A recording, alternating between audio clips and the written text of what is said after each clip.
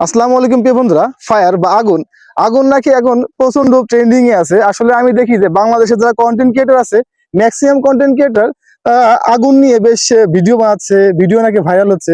আসলে কি এটা ঠিক? আপনি একজন পাবলিক ফিগার, আপনার তো আগুন নিয়ে ভিডিও বানানোর দরকার নেই ভাই। আপনি তো এমনিতেই মানুষের সামনে পাবলিশড এবং মানুষ আপনাকে চিনে।